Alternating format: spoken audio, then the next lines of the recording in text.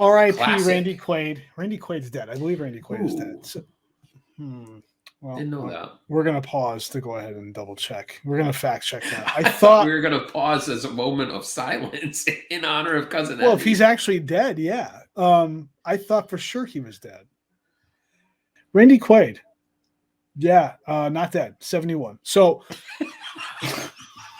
let us not bow our heads in silence. Yeah, no. Let us rejoice.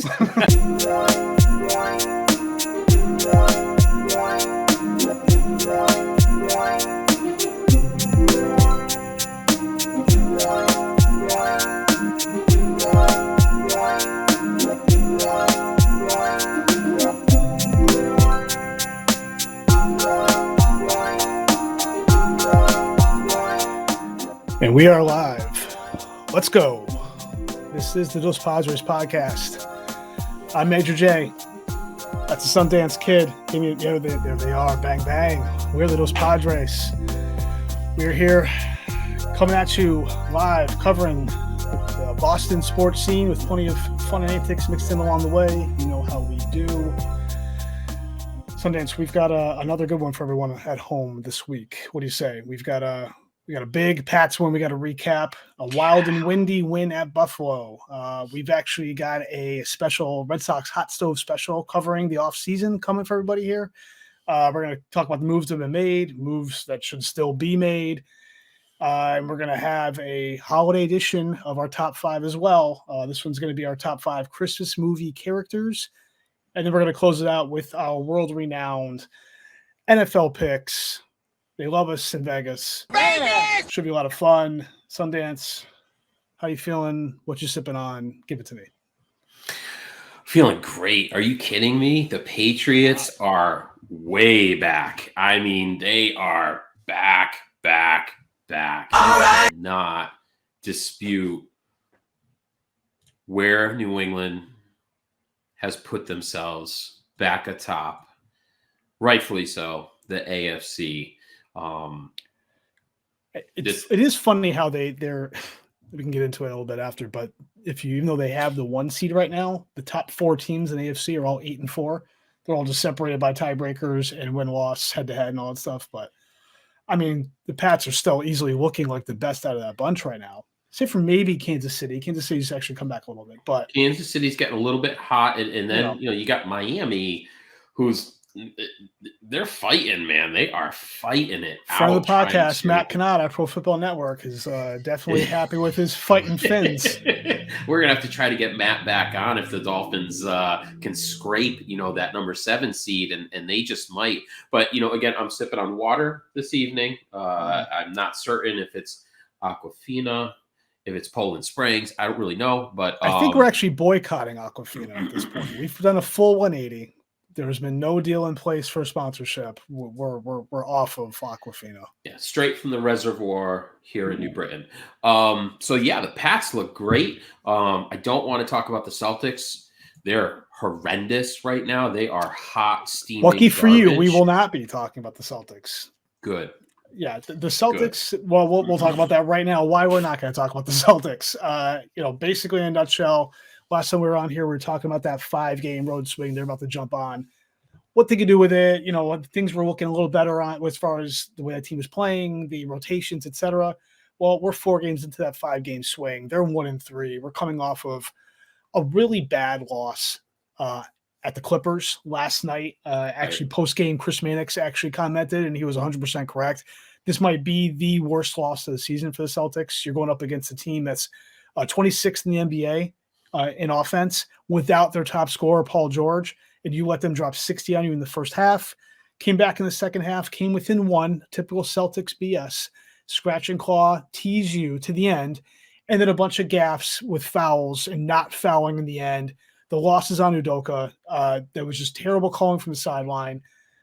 I'm not going to waste any more breath on this team. At this point, they're going to be a 500 team for the season, up and down.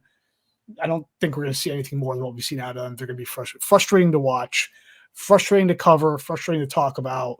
That's it. I'm done. So what are you trying to say? Yeah, you said it in a nutshell. They're not a winning team. They're not the worst team in the league. They are mediocre. And there is nothing more frustrating as a sports fan than to have a mediocre team to try and cajole into a win streak. That's just not going to happen. That's a good word, So cajole. we could leave it there. What are you sipping on there, Major J? This is, I'm glad you asked. This is a Justice Juice IPA. Ooh. I'll give you a description off the can. If I can read. It is double dry hopped with nothing but mosaic hops.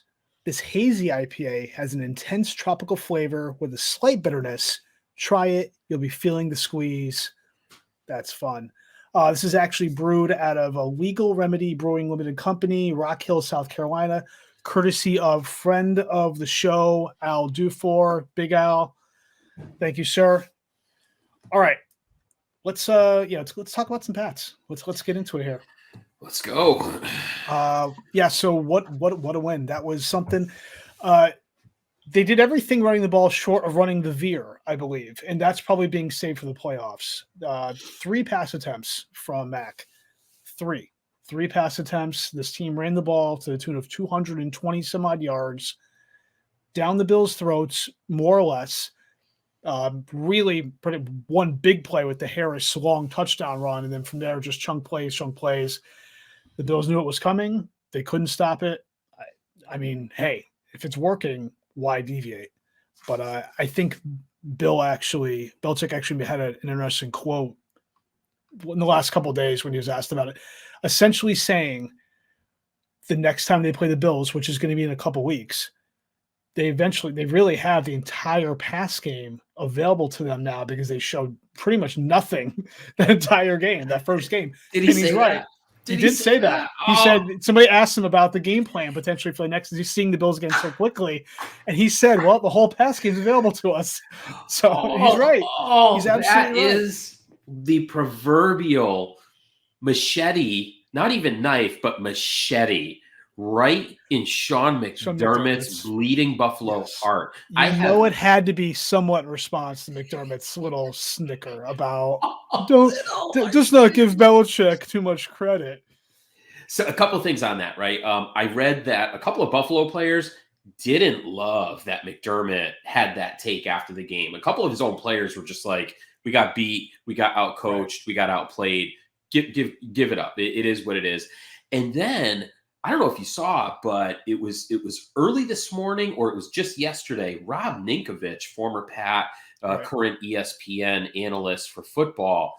Rob Ninkovich just absolutely roasted Sean McDermott. I mean, he took him to task for his response to, the question and losing the game and the way they lost the game. I mean, Ninkovich basically said the Patriots came in there and said, we're going to run it down your throat. And guess what? Next time you're in Foxborough in a couple weeks, now the Pats know they can do that. You're going to lose 100-0, mark it down. I mean, I'm paraphrasing, but he literally said, we're going to run the ball down your throats even more next time, and we're going to win 100-0 in Foxborough. So crazy game. The elements were insane. I got one tiny little nitpick. I can't be that tiny. You probably know what it is. Number one. Why in God's name is the best blocking wide receiver in the Your NFL? Number one blocking receiver. Right. Why is he back on a punt? Right. That just doesn't make sense. And it was fluky. The ball took a bounce, hits him in the face mask by like that much. He didn't even realize it. Listen, I don't blame him. I put that on the coaches. Aside from that, correct. F that. It's a great win. The Bills were totally outcoached. And talk about a fall from grace. I mean, Buffalo is it. You want paper tiger. They do not look like a team to contend at all right now. Yeah, like you said too, that the win to that game, obviously, in the end, that game, it's not like even though the Pats dominated the ground game. If you watch the game start to finish, again, the final was 14-10. The Bills were only a play or two away from winning that game. They were Diggs dropped a potential touchdown, was just missing a potential touchdown. It was within a few plays in terms of the Bills didn't play so poorly that they got absolutely trounced. But the Pats run game pretty much had their will with the Bills. I did not care for, I don't think anyone did, the line of questioning from that reporter when Jordan Poyer and Micah Hyde after the game were questioned by, I believe it was a TSN reporter asking if they were embarrassed by giving up the most run yards in a game in 40 years. That was an interesting reaction. I actually applauded the players for flat out calling them out on that. I mean, when you run the ball that many times, it's stuff like that's going to happen. Again, you factor in the elements that field could not have been easy to run on and cut back on and react to it from a defender. Sure, it's a tough game. The wind was the 12th defender for the Pats too, I believe. They were great defensively anyway, but then you had the wind, and they took full advantage of it and had their will with them defensively. I have to be honest. I don't completely agree with your take there. I think if the weather is even, and maybe I'm misreading what you're saying, but if the weather is null and it's 55 degrees and no rain or snow, I think the Patriots win 31-10. I'm not lying. I'm saying I don't. I couldn't tell you for certain either way. It's hard to know. I mean, obviously the Bills were more. They're more willing to throw the ball. Playing this all the time. The Bills are from Buffalo. This is a game that they should have won 14-10. This is. I'm sorry. Well, I think that's my point, is that they almost did. Like, they were 1 or 2 plays away from actually being able to win this game under those elements. Like, I mean, the Pats won 14-10, had their will with them, and still, it's not like they dominated them in all facets of the game, because the Bills were inches away from having a long touchdown to Diggs a couple times. Sure. That could have been a 17-14 game. Sure. Fair point. Yeah. But we'll take it. I mean, even if, here's the thing, though, regardless, even if the Bills had connected on one of those plays and, let's say, squeaked out a win instead of just lost by a few, the Pats still played incredible defensively. Like, it's still a ridiculous game where there's so much crap going on that all it takes is one broken play, one stupid something there that somebody walks away with a win, even if they don't necessarily deserve it. It's basically my point. And listen, I have to honor that, because it came down to the last play of the game. I don't remember the guy's incredible name. Stand by the Pats defense. I don't think that wasn't wind help. That was the defense I was stepping up. Yeah, I was fully expecting right there Buffalo to score. Absolutely. Game, set, match. Short yardage. Absolutely. Still, like I said, even weather with nominal even weather conditions, I see the Patriots winning, like I said, in a runaway. Buffalo was just not that impressive to me. And the Patriots played it safe. They played it really safe. They just said, we'll just run. That's about as safe as you can get when you'd only pass the ball 3 times. I did find it interesting. I didn't realize until this morning that Josh Allen had attempted 15. He was 15 for 30. Was it 15 of 30? I thought he was. I didn't realize he had attempted as many passes as he did. Check that out. And again, I think that's check it out. And regardless of what it is, I remember thinking, wow, he threw that many times. Maybe because I'm so used to thinking about the fact Mac only threw 3 times, that anything more than that seemed like a lot given the conditions. But again, it speaks to what you were just saying. This is a team that's somewhat used to playing in those conditions, and they weren't afraid to at least try to get that ball downfield to some of the receivers. The Pats bottled up that run game. Not that the Bills run 15 game to 30. 15 to 30. For like 140 or 130, 140 or something. Yeah, and the only reason they had that touchdown was off the Harry fumble. It was off the Harry the fumble off that punt return that they immediately turned around and hit it. He hit a Gabe Davis down the middle for a touchdown, but we'll take it. Yeah. We'll take the win, and we get a nice bye week, and then the Colts are coming up. I'll throw an HBO plug out there real quick. I'll tell you what, if you haven't watched the Indianapolis Colts in season for the first time, that's good. For Hard Knocks, It's really good. It's better than the Dallas preseason one. I'll put that out there now. Absolutely. Anything is. That's not saying much, but it's a really good show. But it gives you a lot of insight into Frank Reich and really. I was about to say Frank Reich. He's the key. He's been part hot of for Carson Wentz for a long time. Yeah. So it was a natural move. I'll tell you what, the Colts. I was going into the bye week feeling like this is great. We're going to come out and beat the Colts. That's going to be a hard game. It's away. Especially it's going to be on the Colts road. have good players. Flex. It's Saturday night too. It's Saturday night. But it's yeah. When you come out of a bye week, you're sometimes flat. It just is what it is. Right. So we'll see what happens. Yeah, like you said, we've first point being we have a well-deserved bye week this week. The latest bye in the history of the NFL, week 14. Crazy. Comes at a great time. You know what? I'd almost say maybe it doesn't come at a great time because it hopefully doesn't, like you said, kind of stunt momentum at this point off of 6 wins in a row. But in terms of getting the team healthy, I'm sure it's much needed. They'll rest up. And like you said, they're going to move on week 15, go to Indy, take on a tough Colts team who's going to try to use what's turning to the best back in the league and Jonathan Taylor as much as they can. They're going to, use Wentz in a limited fashion, try to hide him a little bit. I think they've been doing a really good job of that this year as far as limiting his mistakes and limiting his exposure.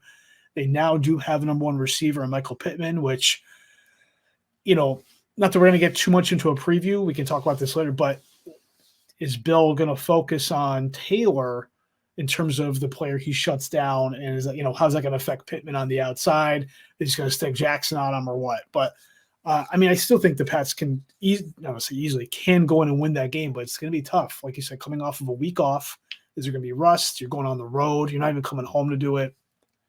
It's going to be a tough game. And then you turn around and you got the Bills at home the next week. So you got 2 tough games after this bye. And then you got Jacksonville, Urban Meyer, dumpster fire. And then, like you mentioned before, you got Miami. You're in Miami the last week of the season. So we'll talk about that as we get further, we get a little closer to those. But we're 8-4 now. What are we thinking in terms of final record? 8-4 now. So 9-4 right now. 13 games. 9-4. 4 more games. Is it 9-4? 9-4 now. They're 9-4. That's okay. I think they go 3-1 the rest of the way. I see them going 12-5. I think that's securing the top seed. Yep, absolutely. Forget about it. All right. Yeah, I think that pretty much wraps up the Pats. I think we can really dig into something we've been thinking about and talking about for a while, and we can just jump right in. A little hot stove talk, a little Red Sox hot stove, where to start with this with the Sox right now? I think I'd like to. Oh man, I'll tell you what. Let's start by touching on the season that was 2021. Okay, highs and lows. Obviously, unexpected season in a positive way, getting all the way to the ALCS. I think that was, dare I say, overachieved, especially given the way the pitching staff looked going into the season. Coming out of this, expectations for next year, based on the team that we think, not the team we hope to have, because a lot of things have to happen, but I think they've now reset a bar as far as what the expectation is of this team. It's what Boston tends to expect of their teams, especially the last 20 years. They immediately set that bar back up again. I really am hoping this offseason Keim and ownership kind of do their part this time, because I feel like they've been lacking a little bit and being a little too cautious the last 2 off seasons. But I think even last off season, we're like, okay, I thought we were resetting that luxury tax threshold. Are we going to spend some cash? They kind of didn't. Just kind of, we've talked about this. They sprinkled in a bunch of guys, and some of it worked out. And in the long run, it actually worked out with the pitching staff to an extent in terms of guys finding their roles, and Garrett Richards and guys who didn't necessarily work out in the fifth rotation slot, working out in the pen, etc. Hunter Renfroe, which we'll get into in a moment as well. But I don't want to count on that happening again. I don't want to count on, we're just going to sign a bunch of guys, and it'll kind of, some of them will shake out, some will fall into the pen, and then we'll make it work again, because that's what we do. We're the Red Sox. No. I mean, that brings us right into our signings so far, the roster moves that have been made to this point. We've signed Michael Wacha. Again, cue the Fozzie Bear gif. Waka waka. Waka waka waka for 1 year, 7.5. All right, man. I mean, if I guess if you want him to hopefully step in as your fifth starter / long reliever guy, if that was the intent and he was rounding out stuff as a last minute, a late addition, fine. He's got experience. If he has to pitch out of the pen, cool. But that's what you're leading off with. That's a problem. You come back with bringing in Rob Refsnyder, like we said, another second base outfield toolsy guy. I mean, is there a place for him? Is he? I guess at the end of a bench for a team, it probably didn't need to be for this team. Then you bring in James Paxton. I think it was 1 year, $10 million with options or whatever. The expectation is he's not really going to pitch this coming year, maybe towards the end, because he's coming, I believe it's Tommy John. Okay. His second Tommy John. Yeah, that's cool. Same arm. And it's not much to feel good about there. I mean, he's had moments of looking good in the past, but, it's kind of been far in the past at this point, back in his Mariner days, really. So that's not exactly feeling great. We brought Ryan Brazier back. Okay, cool. I'm down with that. That's fine. And then you went out and you got Rich Over the Hill, who, as we've alluded to in previous shows, is essentially our age, which we won't necessarily have to get into specifically, but it's not young. It's 4. It starts with a 4. Cool. It's great that he's lefty. Awesome. He's also had, stretches of looking really good, but he's also had lots of stretches of being hurt, and he's old. He's hurt and old. What are we going to get out of that? So it just, again, rounding it out, it just speaks to, and then I'm sorry, I can't forget the biggest move, and the latest one. We traded Hunter Renfroe to the Brewers in what Bloom thought was, in his mind, a sell high of sorts, short term, to get back a couple of prospects, not even high-end prospects. They love this kid from single A ball. And it's a reunion with JBJ. 1 season, come on back. Go make some great plays in center field for us, because everyone's going to cheer for you and forget about the fact this is actually not a good move and you can't handle the stick anymore and hit 180. I'm sorry, 160. 161 for the Brewers last year, I believe. I think Felger actually really, they took a deep dive a week or two ago about it, and it bore out where he ends up being one of the worst. Last year was one of the single worst hitting seasons in history for JBJ. So that's cool. I know he's his defensive specialist, but good Lord, you can only hide so many guys in the lineup. So I've gone on enough there, Sundance. I'm going to let you chime in.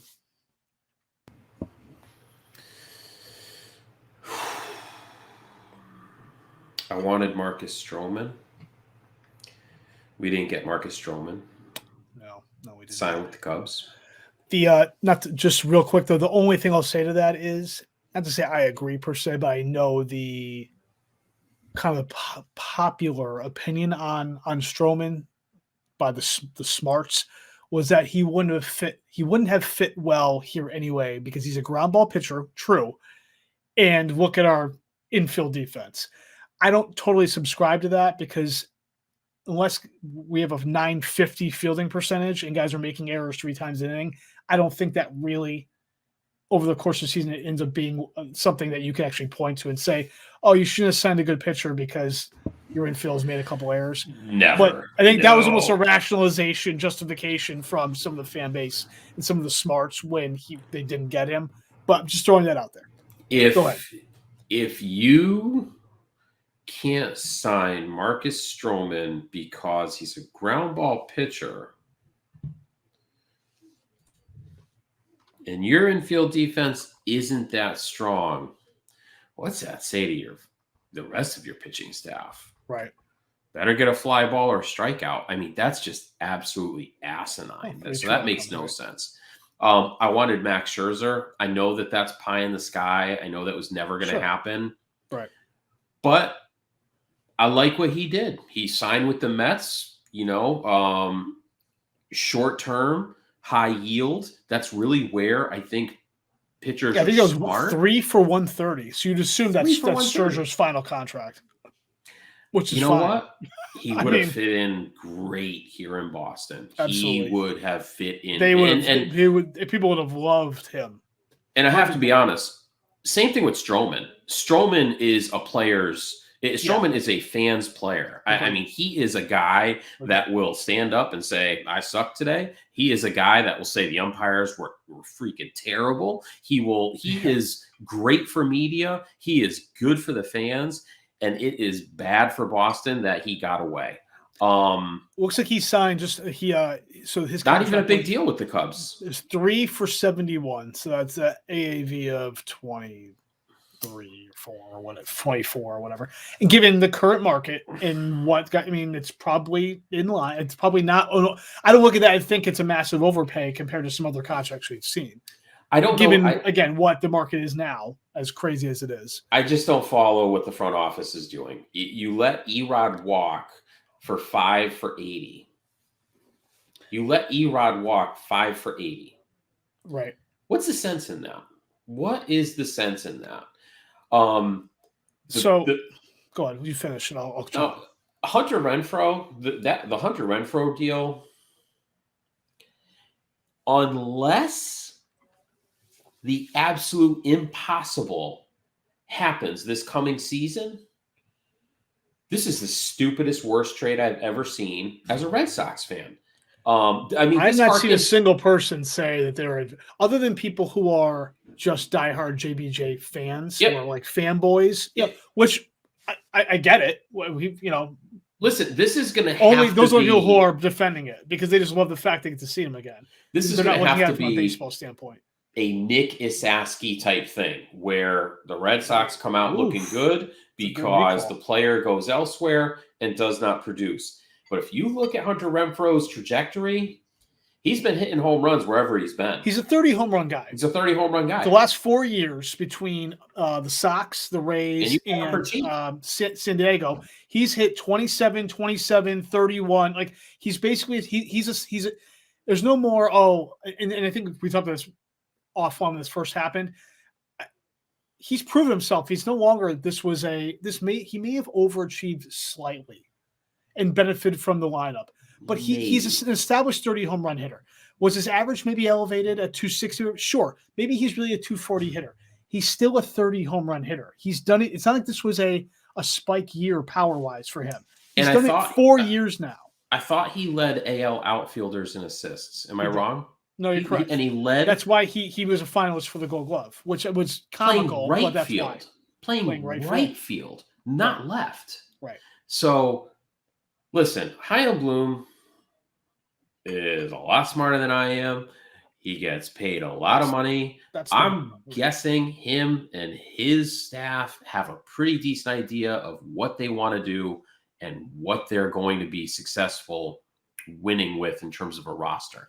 I just do not see it right now. I mean, this is, major league Tom Berenger, Charlie Sheen type crap where you're going into the offseason, coming out of it, looking at it like, what in God's name are we doing? And here's the thing is, I don't have any confidence that after the lockout, we sign 3 or 4 big players. Like, we're not going to sign Carlos Correa.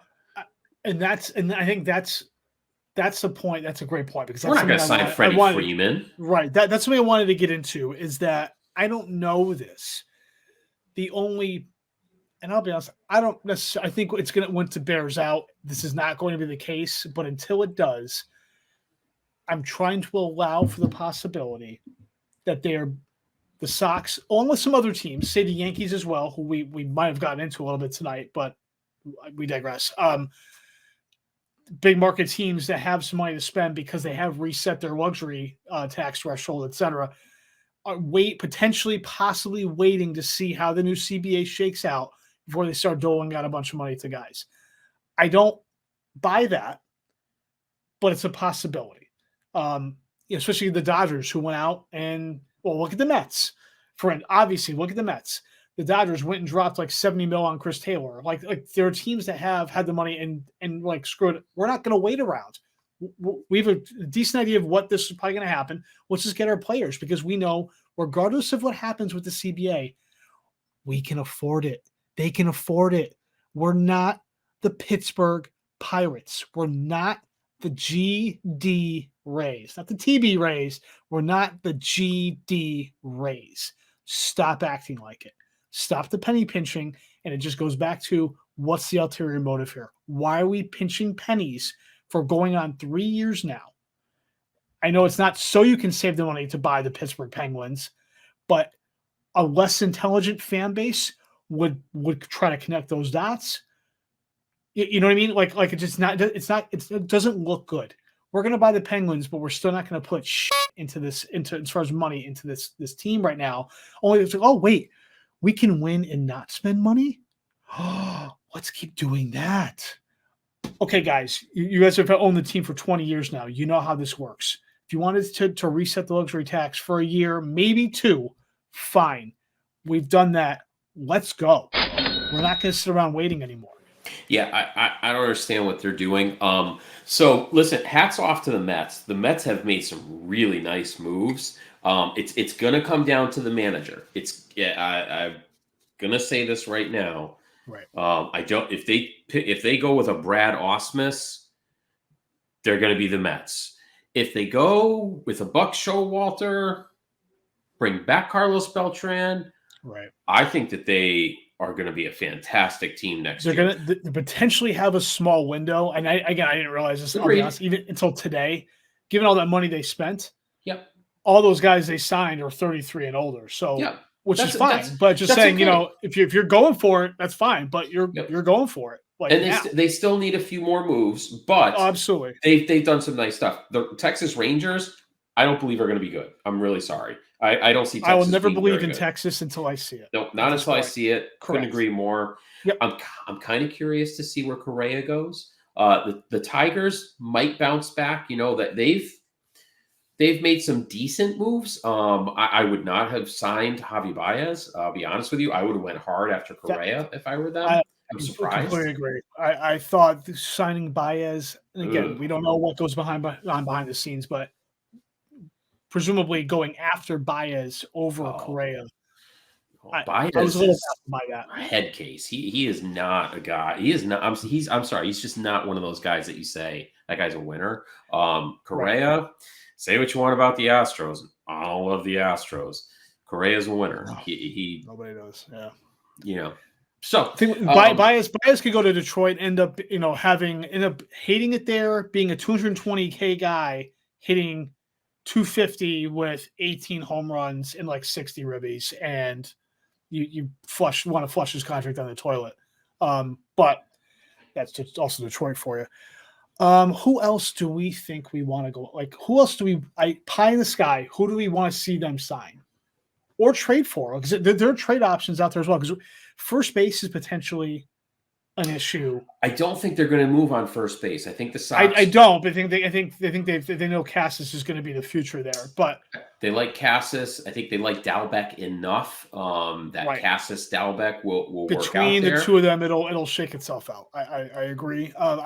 I will say, and this is also my fear, they better not be, keeping just sticking with signing these retread, middle-aged, these ridiculous arms and saying Nick Pivetta is our number 3 starter. Nick Pivetta, that's what they're doing. As great as he looked, like I'm sorry, counting on Nick Pivetta to be your number 3 starter going to season, knock it off. He's going to be a nice 4. If you want him to be your 3, you're rolling. You're just rolling the dice way too much at this point. I'm sorry. I like him. He's a bulldog. He did amazing stuff for us down the stretch. But to me, that's like house money. Like, let's not. And I don't want Houck or Whitlock in the rotation. I do not want them in the rotation. They make our bullpen insane good. Yeah. No. I think ideally you fill the rotation and keep those guys in the spots that made them successful last year. I really listen. Going into last year, I was just like, "Wow, this Houck is going to be. He's a right-handed Chris Sale. He's going to easily win 14 or 15 games for us. He's not going to be that good in a starting role. Right out of the bullpen, sure, he'll shut you down the first 8 or 9 guys. Once they see him a second time, they're going to light him up because he doesn't have a third pitch. He's only got 2. Right. But that's a nice weapon out of the bullpen. The good thing about it is he has that arm that he can go those 3 or 4 innings if we need him to get through one time through that entire lineup and maybe get one of those. Like having that ability. You got plenty of service time to play with him. Right, absolutely. You can figure him out for the next 2 or 3 years. Yeah. Yep. So we all know you have to have a great bullpen to win games and go deep into the playoffs. Right. Don't mess with that. Yeah. Don't mess with that. And so that's where it's disappointing to see the moves that they've made. Like you said, the retreads. I don't see why Jackie Bradley was brought back. You're going to hear my wife throw something at the door. She's a huge Jackie Bradley fan. Listen, he is the best defensive center fielder I have ever seen in my 44 years. But he can't hit. He just can't hit anymore. I'm really sorry. It is what it is. He can't hit. So it's tough in this day and age to have that big of a, despite whatever the WAR is, et cetera, in terms of runs saved in center field, that has value. I'm not going to discredit that at all. You're at a point now in the way the game is now. You can't have that huge of a hole in your lineup, even at number 9. Not in the American League. It cannot. Thank you. In the AL, you cannot have an automatic out at 9. You can't. Not in the American League. So, there's been talk about maybe trying to go after like a Frankie Montas in Oakland as far as the trade front. Sure, I'd be down with that. Anything like that.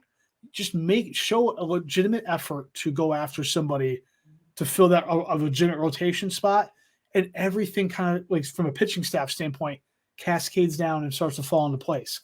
But you've got to do that. You don't have to break the bank, but whether it's trade or signing, you got to get someone legitimate to fill in the middle of that rotation and start to work everybody down the line.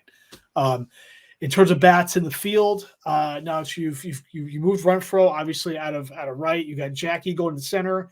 You've got Kike. Jock Peterson. I just saw it. Jock Peterson's free agent. Do you know that? He is. I don't love him. He's more suited as a 4th outfielder, but I'll take him in that role. That the amount his power from the left side is without question. I don't think waned at all.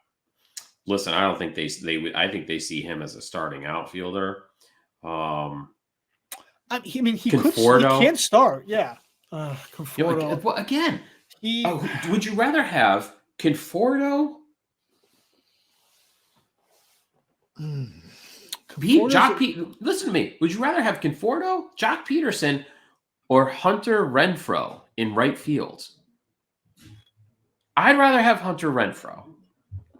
For my if you get either of those guys to play right field, all it does is bring back why the hell did you go and trade Hunter anyway?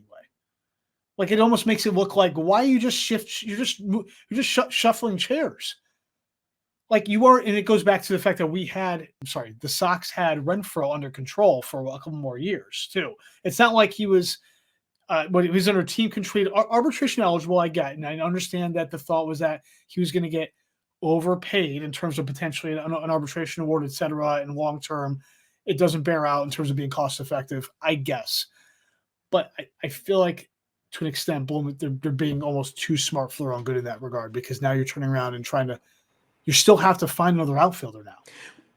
It wasn't a wash. It's not like JBJ replaces him as far as an outfielder. Like you now put JBJ potentially in center. He's a You're moving fourth Kike. outfielder. That's what I'm saying. So you still have They to find an cannot outfielder. be bringing him back to start. There's no way. You made that trade. You're eating more salary by a couple of $1 million short term, and you still have to get another outfielder. Schwarber is not an outfielder.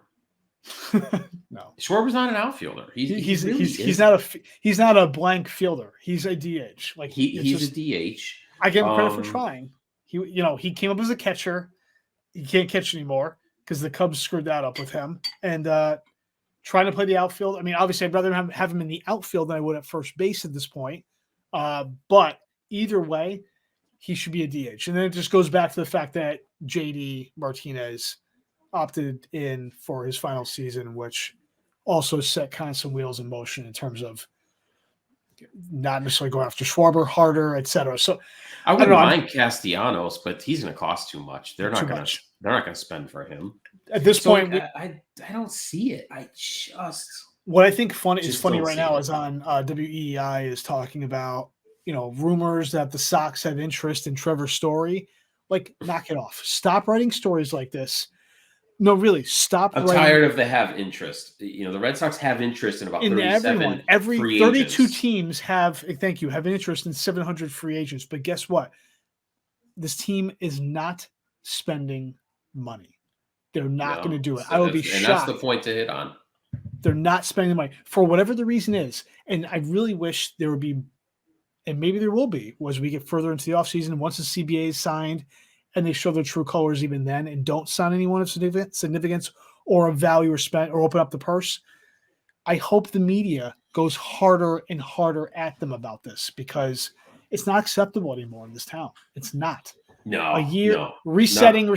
We're at that point now. You've reset. Like, I'm not saying go balls out and sign everyone and go crazy. The Red Sox should have a top 5 payroll consistently and should be spending. And they keep acting like they're trying to save cash. Like, like they act like they owe 8 ex-wives alimony. It's crazy.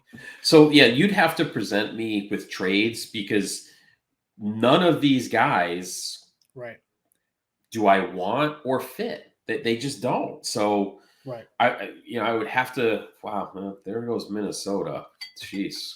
Is that Dalvin Cook again? Thank you, Pittsburgh. So listen, Bloom is gonna have to get creative with trades. I will say this: I'm pretty happy about the Yankees' lot in life right now. Because if you're a Yankees fan, I think you're twice as frustrated as a Sox fan. I mean, they have just crapped the bed the last 4 years in the playoffs. B, I think, as we've heard from JD in the Bronx, I've talked to a few Yankees fans that are not in love with Aaron Boone. That honeymoon is over. And they are off what was it? Is it a 3-year extension he just signed? Yeah. Right.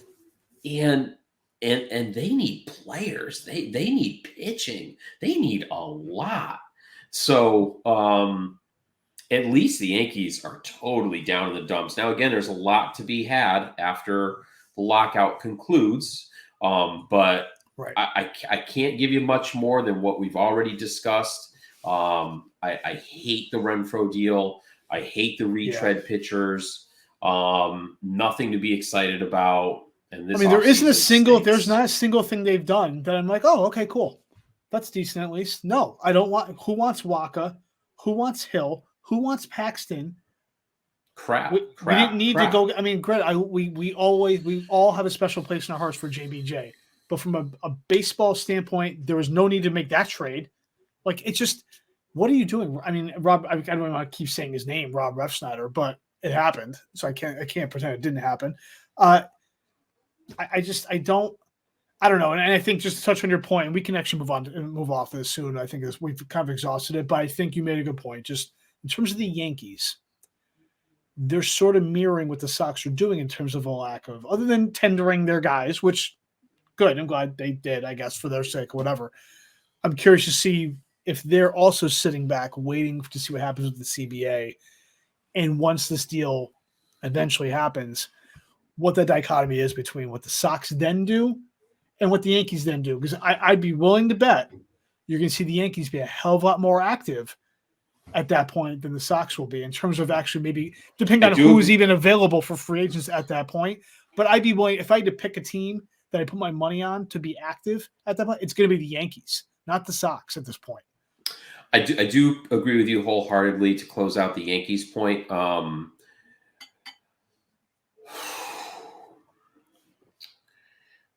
The Yankees, I could easily see a repeat of the 2008 offseason when they went out and bought CC Sabathia, Right. AJ Burnett, and one more guy who escapes me but was critical in them winning the World Series the next year, an offensive player. I see them making a hard push for Freddie Freeman. I see them making a decent push for Carlos Correa. Right. I don't know about pitching. My hope, listen, I know that this is going to sound like blasphemy. I'm going back to the Sox for a second. I'm hoping Chaim engages the Angels and says, what would it take? Just for, crap and giggles. Yeah. What would it take to bring Ohtani to Boston? Blasphemy. I know that sounds like that is absolutely never going to happen. It does sound like blasphemy, but yeah. But if you, throw in, you sweeten the pot with a Devers for a Rendon who's crapped the bed over there. Listen, I just have whacked out thoughts that enter my mind. What is Bloom thinking? What has he got up his sleeve is really what I'm. It's almost like, okay, at this point you have to be thinking there has to be something going on that we're not sideline conversation with You're another the smart GM. guy. Yep. What's going on that we're not seeing or know about yet? Just at some point, just give us the big reveal, please. There you go. Hey now. Yeah. Okay. All right. I think that pretty much exhausts our hot stove talk at this point. It's tough too because now that we're in a lockout, it may not last that long, or it might. Who knows? It might go to January, February. But it's tough with now there being a lockout. It's almost we've hit a standstill, and we might have actually had a little more to talk about in terms of actual happenings and something tangible. But there really isn't because nothing's happening now because it's just ground down to nothing. So I think once the lockout's over, I think we can maybe do another Red Sox sesh and kind of reassess and see what's going on at that point. But I think at this point things are what they are, and we just kind of have to grin and bear it until we get into the new year.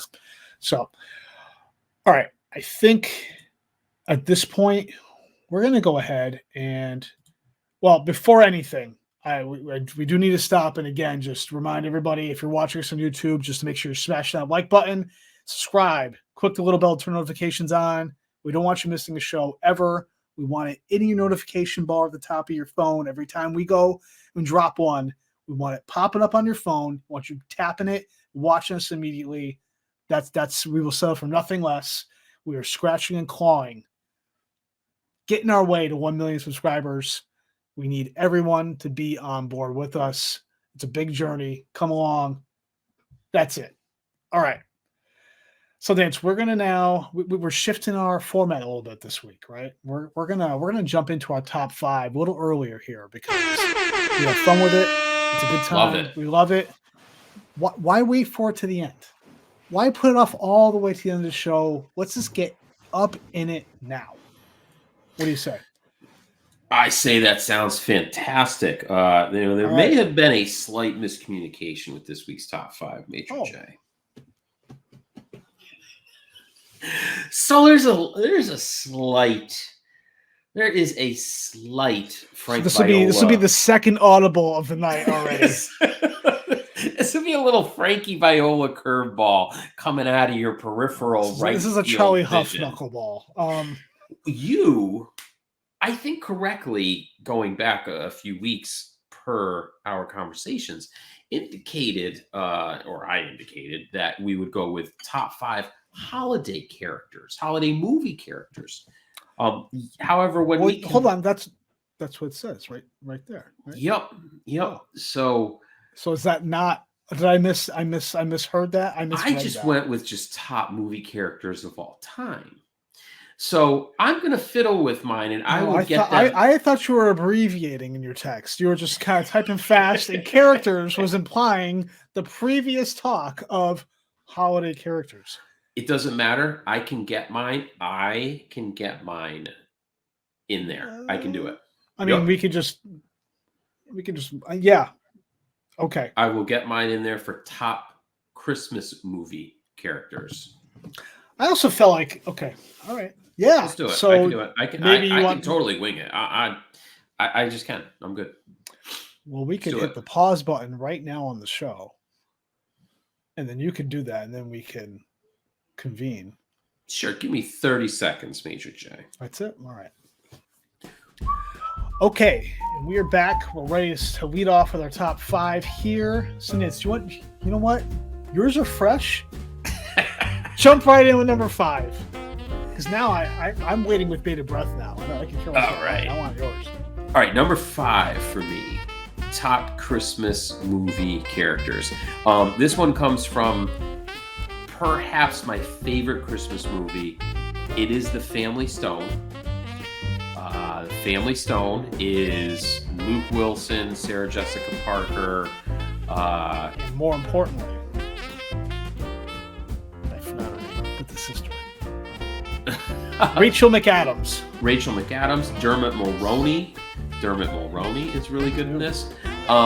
So, if you haven't seen this movie, do yourself a favor. It's a good, wacky rom-com for the holidays. Is Diane Keaton in that as well? Diane Keaton's in it as well. Yes. But it is not Hallmark-esque in any way. It's really got good comedy in it. And my favorite character is Craig T. Nelson. He plays the dad of part of the clan, the Family Stone, the Stones. And he is just absolutely hilarious. The director did a fantastic job catching just certain reactions. It's not even so much what he says as what he does in the movie, and it's not physical comedy, it's more of just expressiveness. Craig T. Nelson is number 5 as Mr. Stone. Yeah, it's funny you actually happen to mention this is not a Hallmark movie, because anything that's a Christmas or holiday movie that's not a Hallmark movie right now, I welcome with open arms, because I don't know about you, but you've got that going on a loop right now? It's insanity. Cameron Candice Bure is on my television way too much. That's all I know. It's out of control. Gotcha. That's a good one. All right, Family Stone, number 5, Sundance. Okay, my number 5. I do have some sound bites. This one doesn't come with a sound bite. And the reason is actually because this character, if you will, is mute. It's actually because it's not even a human being. It's actually the tree from A Charlie Brown Christmas. It is iconic in a sense that it's just that little tree with like 3 little branches and like an ornament on it. I think anyone, at least, maybe not Gen Zers, but older than that, who's seen A Charlie Brown Christmas, that tree, it lives on in infamy in terms of, at least for us when we were kids, when watching Charlie Brown Christmas. Everyone recognizes and knows that tree. I can hear Christmas time is here. The old, Charles Judas, whatever his name is, he's got that classic version from 1967 or whatever year it is. Oh, great pick. Great, yeah. So the it's always fun watching that. Even now when Charlie Brown Christmas is on, I'm not gonna say to stop and watch it every time, but I usually stop at least for a minute. I give pause because I always find it's a very nostalgic type of flick. So I think that, again, that tree kind of stands out as almost being the star of the show in a way. So yeah, the Christmas tree, Charlie Brown Christmas is my number 5 holiday Christmas movie character. All right, what's your number 4? Number 4 with a bullet is the Gimbals store manager, played by Faizan Love in Elf. He is the store manager that is just absolutely, totally fed up with Buddy the elf and his antics. He is stressed out. He thinks someone is gunning for his job. In the end, all the time. The entire time. One of the best lines of the entire movie is when he tells Buddy's love interest, played by Zooey Deschanel. Right. He tells her that the ribbons that she is cutting must be 6 inches and 6 inches only, which she said is impossible. To which he replies, 6 inches. It is just. He is a fantastic foil for Buddy in the movie. Yes. And so the Gimbal store manager, Faizan Love. That's definitely off the beaten path, but I like it. That's fantastic. All right, so my number 4, I'm actually going to go ahead and play a little clip. Yes. You're going to know who it is, but you know what? It adds to a little bit of fun. So I'm sure you'll guess it. Number 4. There, that's an RV. Yeah. I borrowed it off a buddy of mine. He took my house. I took the RV. Shitter was full! Yes, folks, it is Cousin Eddie, substar classic of National Lampoon's Christmas Vacation. Funny story, I actually did not know there was a second National Lampoon's Christmas Vacation, or Christmas Vacation 2, starring Eddie and his family. Didn't know that existed until yesterday. But Cousin Eddie pretty much rounds out and makes all of the National Lampoon's movies, but Christmas Vacation, everyone knows Cousin Eddie from these movies. Everyone knows the line, it's full. Yep, classic. Yeah. I think it's actually what helps sell, the Christmas ornaments that are a little broken down RV.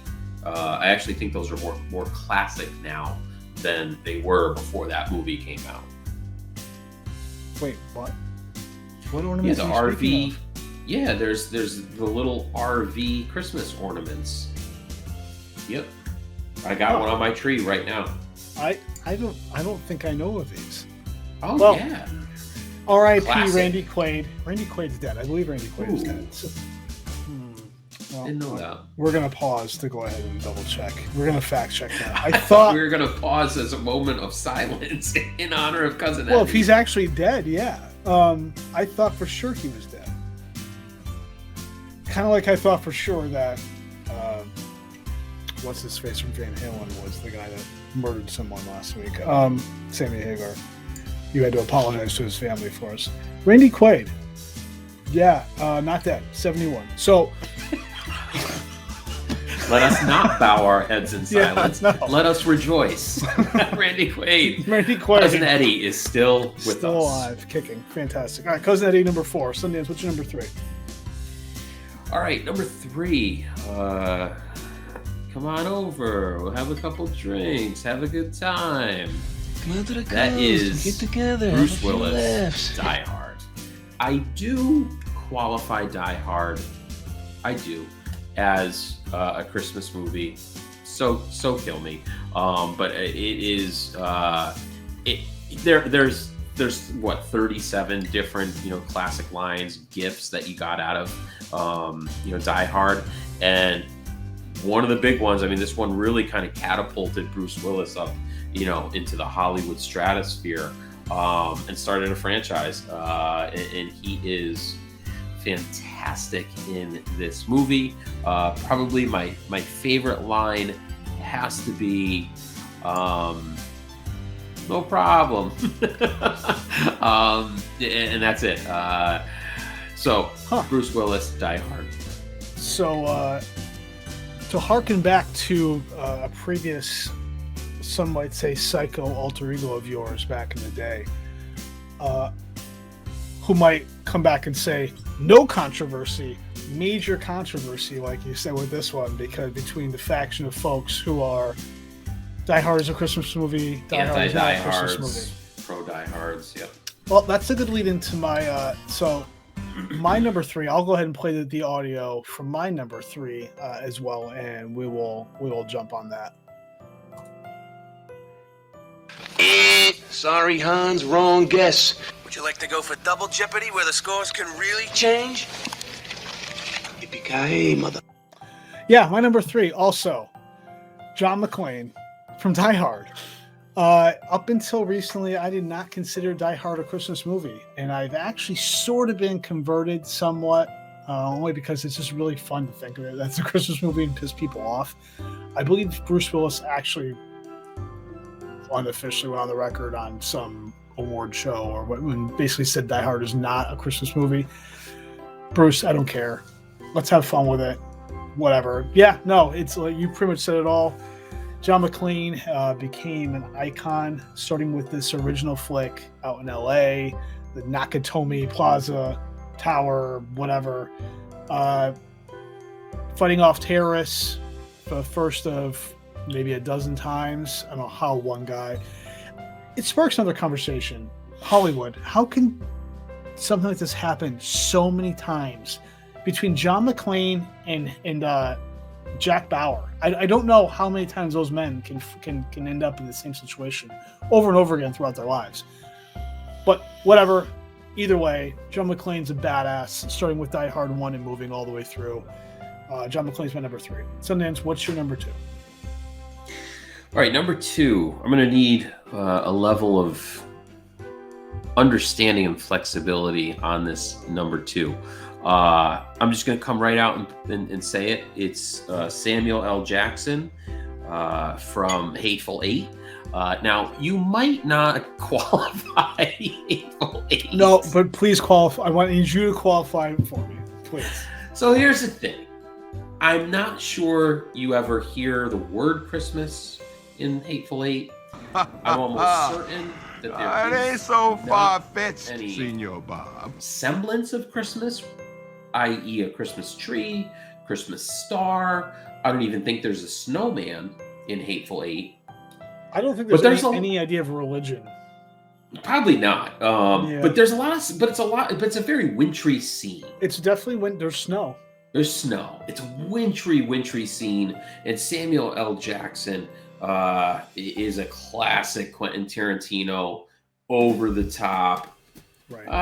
At times violent, at times, and slightly it happens righteous. Sometimes in a Tarantino movie, and a bit sometimes righteous. People shoot people. Yeah. He plays an old Civil War. Imagine colonel. that Samuel L. Jackson playing a righteous character in a Tarantino flick.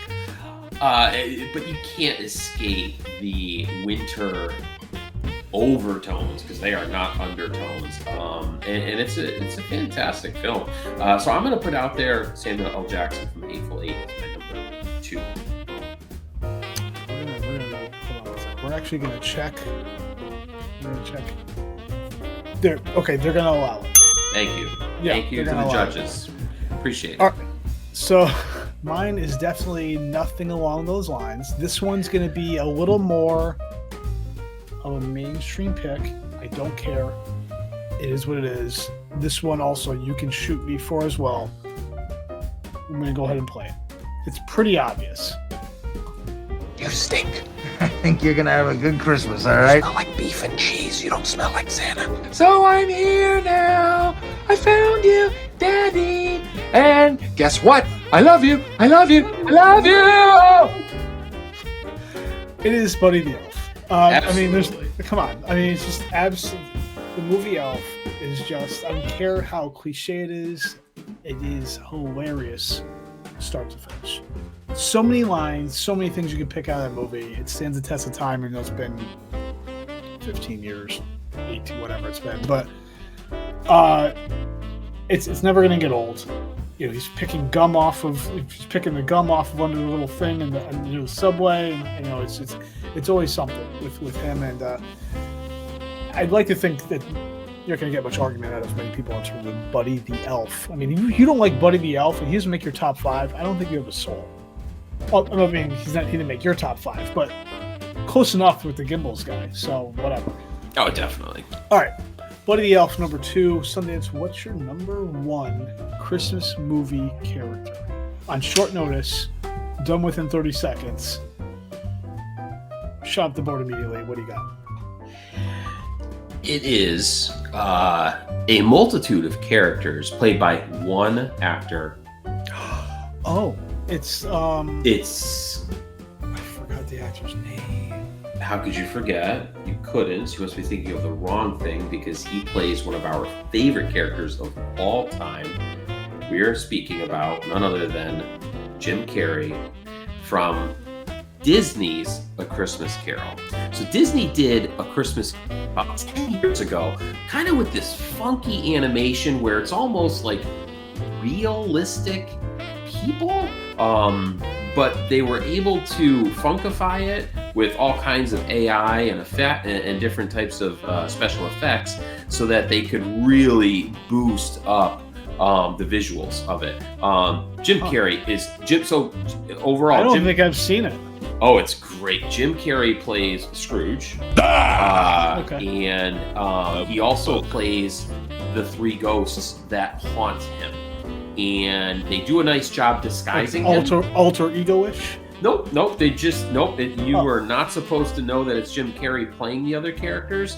But you can kind of tell. And there's enough Jim Carrey humor built into this Christmas Carol that I probably watch it at least a dozen times every Christmas season. At least. I will search every app on the smart TV just to find where I can get it. Playing. Oh God, yeah, and it's on Disney. How old is this? Is this movie? This one is like I said, it's probably about 10 years old now. Disney's A Christmas Carol. Yep. Okay, so which means it would probably be on Disney Plus. Yep. Okay. I'm gonna have to search that out because I've not seen that. I thought maybe you're going with Jim Carrey playing the Grinch from How the Grinch Stole Christmas. No, early 2000s. And he's really good in that. I hate the visual of the Grinch movie. I don't like the hazy atmosphere. Okay. It's just I just don't like it. The humor in it's great. I don't like the way Who's look in real life. I won't argue with that one. The cartoon is great. Yeah, but when you do it up in a costume, it's like, oh, you're kind of freaky looking. It's Yeah, like you're a cousin of Sloth from Goonies. It's weird. There you go. All right, cool. Interesting. All right, so my number 1, this one's a little. The movie isn't off the beaten path. The character is a little bit, but I'm telling you right now, this character originally was going to be in like 4 or 5 somewhere. Just researching to get ready for this list, this character, I remembered how much I loved this guy back in the day, and he immediately shot back up to number 1 because just looking for him, like I couldn't on the floor laughing. So I'm gonna go ahead and play. It might take a while for you to figure out who it is, but you'll get there. Wow. What a hole.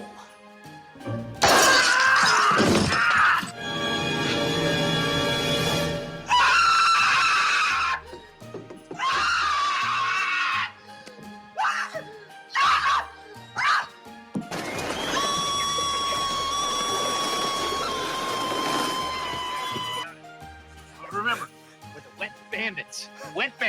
W-A-N-D. Yeah, it's one half of the most treacherous thievery duo in holiday history, the Wet Bandits. It is Marv. Marv of the Wet Bandits is my number 1 Christmas movie character. I mean, as you heard, just between the moment when he realizes he has a tarantula on his chest in the original Home Alone, and then the end of Home Alone 2, when might be worse, when he is covered with seed and the pigeons come and Yep. that scream, thinking about it makes me want to go to the floor laughing. If you go, there is I'm actually going to pin it or post it in the description of the show. I found a 4-minute clip on YouTube of Marv moments from those two movies.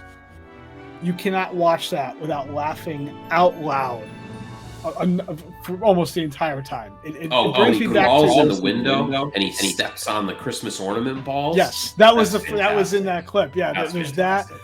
There's when Kevin electrocutes him in Home Alone 2, and he's just sitting there shaking, and his hair gets bigger and bigger, and then just shows a skeleton. It is not when he's getting hit by the bricks on the street, and Kevin's throwing the bricks down. He's absolutely on the floor, hysterical. It brought me back to years as a young teenager, 12, 13, whenever those movies came out, and just remembering how much I would laugh and laugh and laugh every single time it came on. There was no way around it. It never stopped being funny.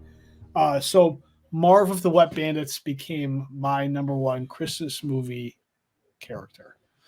Great pick. All right.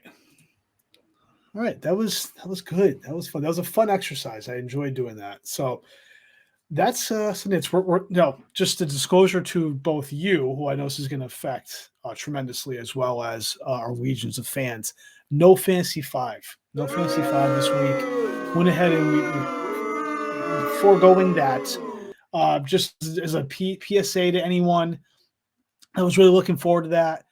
Week 14, last week of the regular season in fantasy. Go get them, Tiger. You're heading into the playoffs. Hopefully, you know what to do. Pat on the back. Go get them. I believe in you. Maybe we'll check back on it next week and we can talk. But instead, we're going to just move right into our Padres picks.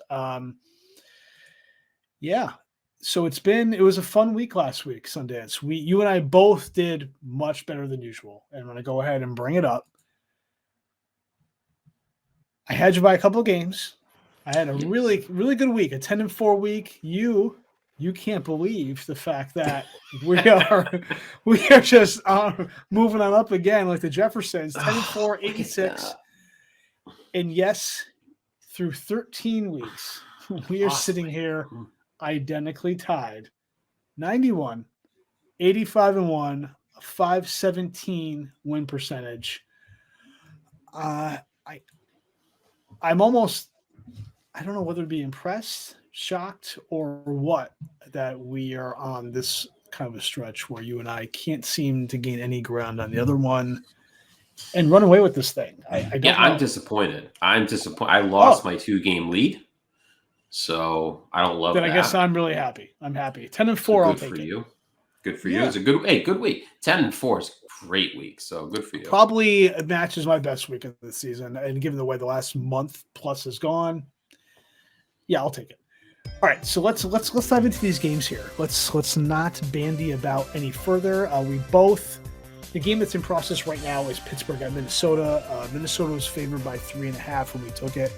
We both took Pittsburgh, and we both are hanging our head in shame there. So let's move to Sunday, 1 o'clock window. We're leading off with Cowboys going to Washington. Cowboys giving 4.5. I'll let you take this one first. What do you got? Oh, I'll take Washington all day long. They did suffer a pretty critical injury. I think their tight end, if I'm not mistaken. Logan Thomas, who had been hurt a good chunk of the season with a hammy, came back 2 weeks ago. Then last week got hurt and a non-ACL injury, but he's still IR for the year. So he's done. I'm still taking Washington. This is a great Ron Rivera coaching clinic he's putting on, and so I'm gonna go Washington football team. Give him to me for the pick. All right, I'm also going to take Washington, getting 4.5. You're getting 4.5 at home in a division game, and it's the Cowboys who, again, they're great offensively, but I still think we've seen enough lately where you can't trust them. I'm not, and I agree with your point, Rivera. I'm not gonna I'm not going to give 4.5 to a road team in this situation, even though Washington is not a good team, but they're still as of right now, technically a playoff team at 7-7. Okay. Well, good in terms of, I think there's a lot more holes with this team than, say, other playoff teams. Sure. But nonetheless, they're Gotcha. there. They're 7-7. They find ways to win. I will take the points there. Next game, 1 o'clock window. Baltimore going to Cleveland. Cleveland giving 3. I'm going to take this one first. Right off the bat, by default, I don't take Cleveland. I'm taking Baltimore with the points.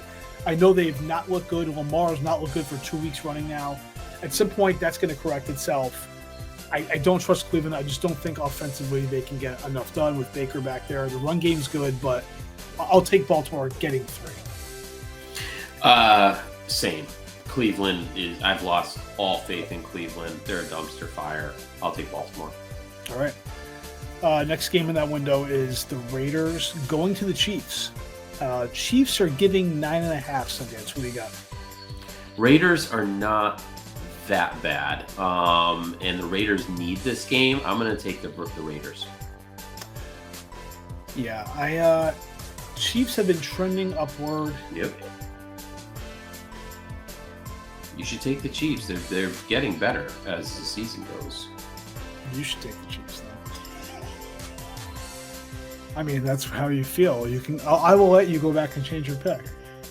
That's all right, I'm going to go back and I'm going to take the Chiefs. Give me the Chiefs. Oh, change really? it up. I'm going to take the Chiefs. Yeah. You talked yourself into that. I did. I'm amending my pick. No Okay. Raiders. Give me the All right. Chiefs. That's fine. It doesn't change where I'm going with this, which is I don't know. I don't know where I'm going with this. Raiders are. A lot of points there. A lot of points on the road, divisional game. Chiefs. But I'll give the 9.5. I don't trust the Raiders on the road offensively. I don't. Jacksonville going to Tennessee. Jacksonville. Yeah, you can't stop. You can't get by them without stopping to laugh with the Urban Meyer Dumpster Fire traveling band. Check them out. Tennessee is giving 8 at home to Jacksonville. This is mine to start with. Tennessee should be getting Julio back, potentially. I don't think he's 100%, but... Doesn't matter. Yeah, why am I hesitating? Tennessee.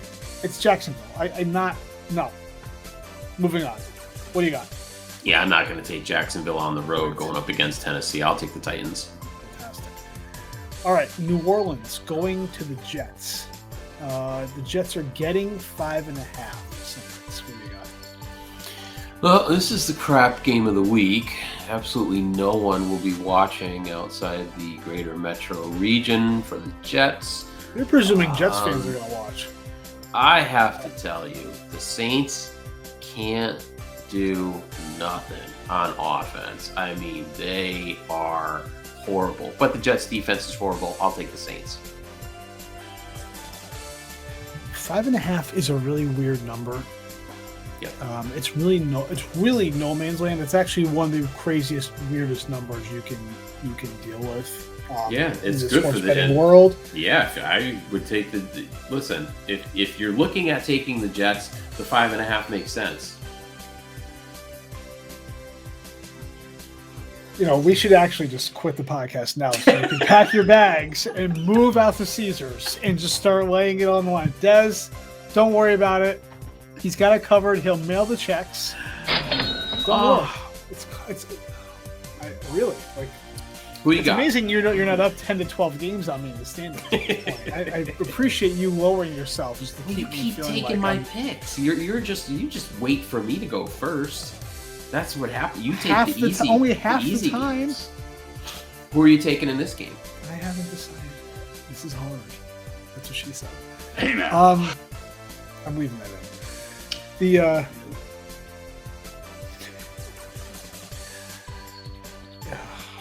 I want to take the Saints, but Bill Murray's pushing you to the New York side. I can see it. They're so bad. They're so bad. They're so bad. They're 32nd in so many categories defensively. They're terrible. The Jets are an absolute mess. Nah, I'm thinking the Saints. Taysom can lead them to a touchdown victory. Yep. I'm Agreed. taking way too long with that. Agreed. Seattle going to Houston. Seattle going to Houston. Seattle's giving 8.5. The mantra is to never take Houston. But again, 8.5 is not only a weird number, it's a lot of points to get from a not good Seattle team, despite the fact that they beat San Francisco at home last week. But Houston's so bad. Seattle by a dozen. Yeah, Seattle. God. What do you got? Is Deshaun Watson back this week? We'll have to check on that. But I won't be able to find that out before you pick. I will then, with the number 2 pick in the draft, select. Can't do it. I gotta go Seattle as well. Houston is just another train wreck. I'm gonna go with Seattle. They're scoring like 3 points a game right now. It's insane. All right. Final game in the 1 o'clock window is the Falcons going to Carolina. So we got an NFC South matchup here. Falcons are getting 2.5 at Carolina. That's tough. It seems like it's the right amount of points. This is a pick'em. It is pretty close. Yeah, field goal type of game, sure. Pretty close to a pick'em type game. I like the Falcons better, but it's at home for Carolina. Matt Rule is decent. I'm going to take Carolina.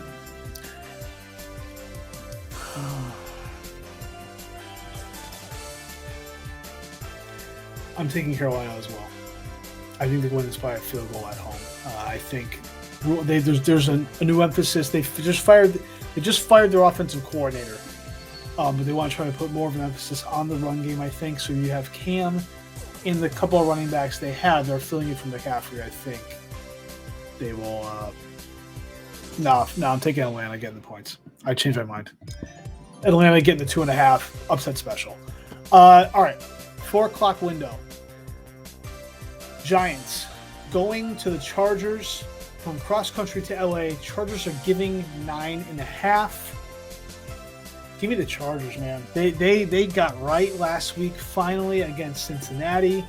I don't love them in their defense. The Chargers are still going to Charger at times, not against this ridiculous Giants team that doesn't know where they're coming and going. They have no offensive talent. They might get Sterling Shepard and whatever. Give me the Chargers by 10. Giants are 1-5 on the road. Are you looking at advanced stats? Chargers are 3-3 at home. I mean, it's a natural pick then, right? Definitely the Giants. Yeah, I'm going to take the Chargers. Chargers. The Chargers. Yeah. Not the LA Giants. Chargers, correct. LA Chargers. LA Chargers, not the Not New York San Diego. Giants. Yeah. Okay. You do have, like with that other pick with the Chiefs, you do have a small window to go back and change your mind on the pick before we go into the next one. So just remember that. All right, you talked me into it. I'm going to take the Giants. There's always a fluky game. Every week there's a fluky game. What is going on? The Giants have won 4 games. You know, I don't... Granted, I'm already regretting doing this. Not a lot, okay. but sure I'm going to take the Giants. Yeah, give me the Giants. Sure. Yeah. You still have time to change back. They're getting 9.5 points. That's a lot of points. And the Giants, they don't get blown out often. I mean, they have gotten blown out, but they don't get blown out often. They hang around. As bad as they are. I like the Foo Fighters. All right. As bad as they are. Well, speaking of bad, next game is the Detroit Lions coming off their first win of the season against Minnesota last week. Going to Denver, Detroit is getting 10 points. Going to Denver. Sundance, what say you here? Am I in my 4-game window with them yet? Oh, well, you have to take them? All right. Well, this is week 14, correct? Yeah. No, you're not. That's starting Not next there week. yet. 15 through 18 is when you have to take the Lions. You still can take them this week, though. You're not. No, I'll take Denver. Denver giving 10. Okay. The question here is Detroit going to build on that momentum off that win at home last week? Or are they going to suffer a major letdown going into a tough environment, generally the play-in at Mile High? 10 points is a lot of points, and I don't... You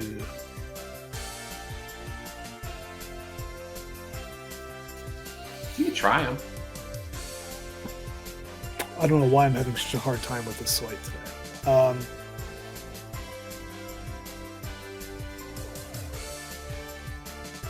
Yeah, there's silver and blue. Right, those are the colors. Those play well with less oxygen, from what I hear.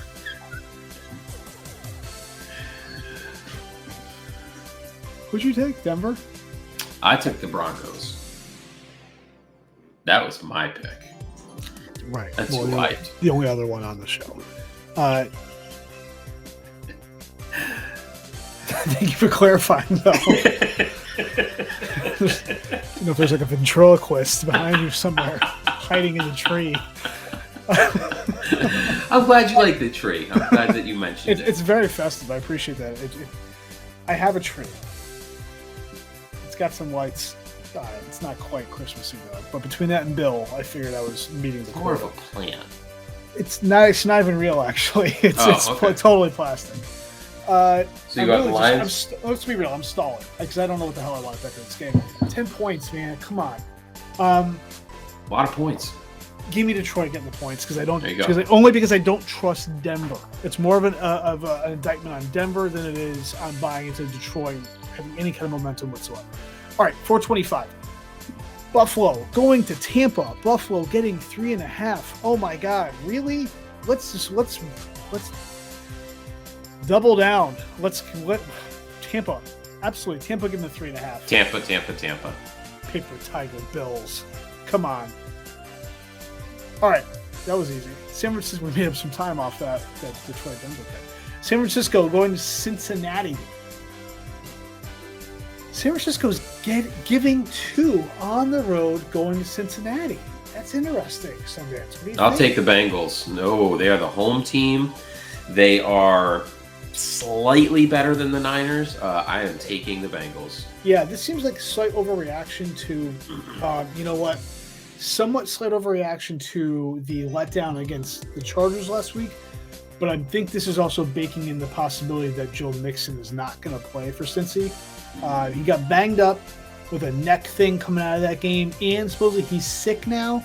So they're probably baking that in. They're not going to have a top 5 back in the backfield. I kind of don't care. I'm not trusting San Fran going on the road here. I'm still taking Cincy with the points regardless. All right, 8:20 games, Sunday Night Football. Ooh, the NFC North.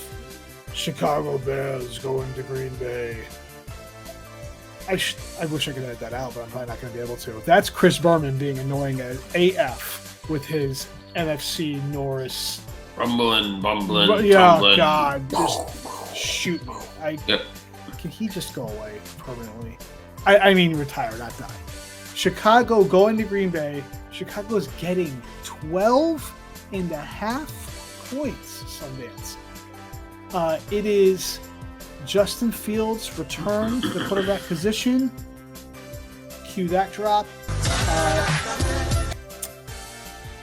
I'm leading off on this one, and man, that's a lot of points. But the Bears are historically bad offensively, and I don't know if Fields can come back and do enough here. I'm going to take Green Bay weighing the big number. Good call. I'm going to take the Bears for one singular reason, and that is that Aaron Rodgers doubled down on his comment that he owns the Bears and still owns them. I don't know how that quote from this week, because he doubled down on it, I don't know how that quote does not get plastered in big giant letters all over the Bears practice facility this week. If I'm Matt Nagy, and I'm not, thank God, but if I am him, I am telling everyone on the team when they enter the building, when they leave the building, during practice, during water breaks, in the film room, I am just letting them know Aaron Rodgers owns you, in case you were wondering, and he has let the world know about it. So how the Bears don't go in there and upset Green Bay, they have to. I'm going to call it for the Bears. A lot of points, too. A lot of points. I love it. All right. Well, that takes us to our final game, Monday Night Football. The Rams. So this is a big NFC West matchup. This is going to be a good game. Rams going to Arizona. Arizona giving 2. What do you got? The Rams disappoint. They it's disappointing. It's disappointing to see because I really like Sean McVay. I think he's one of the best coaches in the NFL. They don't show up in big games. I'm going to take the Cardinals. You are correct on all fronts. I'm taking the Cardinals as well for that exact reason. I'm tempted. If the line grew to even a field goal, I would think about it. But at 2 points, the Rams are still a good team. I think they're better than what they've shown during some of those letdown games. But I still don't think they've quite. They still have a bugaboo they got to get past. And I think Arizona is still the class of the division and probably the NFC at this point. So I'm going to go ahead and take the Cardinals by 2 as well at home. And that wraps up our picks. Maybe one of us. I mean, let's be real. We're probably going to end up at, 8-7 or whatever and tied again next week and whatever. But hey, it's fun to dream that one of us might actually emerge here. Yeah. All right, and also just as a reminder to anyone who has waited this long in anticipation for these picks, we're not professional gamblers. We just pick for entertainment purposes only. Please don't follow us and blame us when you lose a lot of money. Gambling problem? Call 1-800-GAMBLER. 1-800-GAMBLER. That's the key, not gambling. It might be 1-800-GAMBLE. Gambler? Well, we'll find it and put it on the screen for anyone who has a problem as a sheer reminder that, hey, call this number and then get back to us. Just type it in the comments if you have a gambling problem. And let us know and we'll give you the number.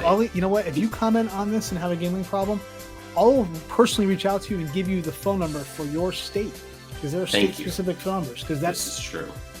We're just looking out for our fans. So the link to the Google Share Doc where we track all these games is going to be in the description as well if you want to follow along, etc., etc. Yeah, that's about it, man. We're gonna close out the show. We are gonna be back next week, though. We're gonna be previewing the Pats taking on Nittany, coming off this really good bye that they're gonna enjoy this week to rest up on. So, Nitz, we in theory are gonna check in on the Celtics. But really, maybe you are. But I'm not. Who knows if we're going to bother realistically? I don't know if we're going to kind of kick them to the curb for the entire season, but we might. I don't know. It depends on how the rest of this next week goes. We are going to have more picks for everybody, and then we're also going to have another Christmas-themed top 5, hopefully maybe with a special guest. We'll see, and that'll take us right into the Christmas holiday. But for anyone watching us on YouTube now, later, whenever, make sure you hit the like button, subscribe, turn notifications on so you don't miss a show. That would be tragic if you did. Again, the audio, if you're not listening to us already, you can find us. We're linked in through Facebook. You can get us on Anchor and Spotify, Apple Podcasts, Google Podcasts, maybe some other podcast avenues if I ever get on that. It's possible. Who knows? Maybe Stitcher if they ever accept my link. Whole nother story. Don't worry about it. Find us somewhere else. Regardless, rate and review, please. Sundance, what is it part of? Our world takeover. We want everyone to join us for the ride. Yeah. You know how it goes. Come on. I mean, we just We get lonely and we want people to kind of hang out. That's all. But, all right. That's the Sundance Kid. I got it right the first time. Mark it down on your calendar. I'm not sure what that's about. I'm very pious and thankful. I'm Major J. We are the Rest in peace, Cousin Eddie. Rest in peace, Cousin Eddie. If he were dead, we would be singing his praises. Thankfully, Randy Quaid, who wish you nothing but good health. From the Dos Padres, hasta tus sueños. We are out. We're out. We're out of here. Get me the hell out of here.